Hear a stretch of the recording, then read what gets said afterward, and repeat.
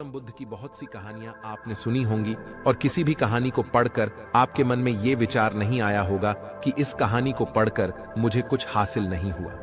बुद्ध से जुड़ी हुई हर कहानी हमें बहुत कुछ सिखाती है। आज जो गौतम बुद्ध की प्रेरणादायक कहानी हम लेकर आए हैं वो आपको सिखाएगी कि किस तरह हम अपने लक्ष्यों को प्राप्त कर सकते हैं। हम सभी इस जीवन में कुछ ना कुछ पाना चाहते हैं। हर किसी के अपनी जरूरत के अनुसार गोल्स या लक्ष्य होते हैं। लक्ष्य बनाना तो आसान होता है, लेकिन उस तक पहुंचना या उस लक्ष्य को प्राप्त कर लेना आसान नहीं होता। कुछ लोग होते हैं जो अपने गोल्स को पाने के लिए दिन रात मेहनत करते हैं और कुछ होते हैं जो एक कॉपी में अपने गोल्स लिखते हैं और फिर भूल जाते हैं। पहली बात तो साफ है कि किसी भी लक्ष्य को प्राप्त करने के लिए मेहनत करना बहुत जरूरी है और बाकी की जरूरी बातें अब आप इस गौतम बुद्ध के कहानी के जरिए समझेंगे। ये बात उस समय की है जब भगवान बुद्ध ज्ञान की प्राप्ति कर लेने के बाद जगह जगह जाकर प्रवचन दिया करते थे। वो हर गांव में जाकर अपने ज्ञान का प्रसार करते। उनकी बातें हर किसी के जीवन को एक नया मोड़ देती थी। उन सब के बीच एक ऐसा व्यक्ति था जो गौतम बुद्ध के ज्ञान से बहुत ज्यादा प्रभावित था। वो उनके प्रवचन सुनने के लिए हर जगह पहुंच जाता। जितना भी ज्ञान बुद्ध अपने प्रवचन के जरिए देते वो उसे अच्छी तरह से अपने मन में बैठा लेता।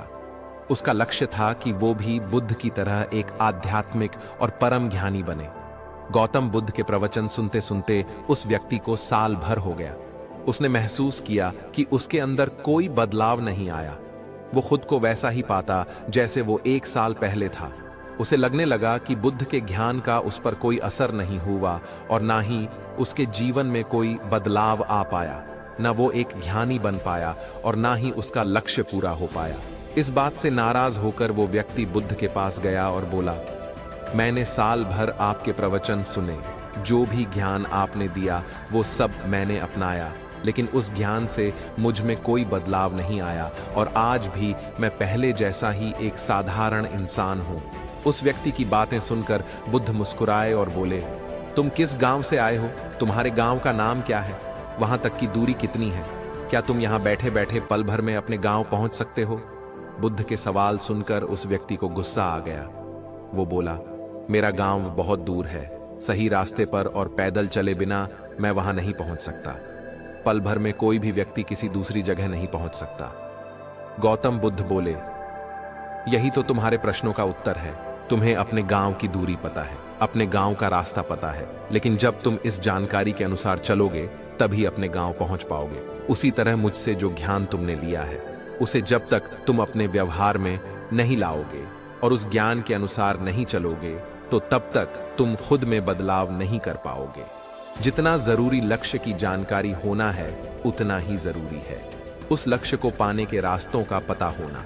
ज्ञान भी तभी काम आएगा जब तुम उस पर अमल करोगे।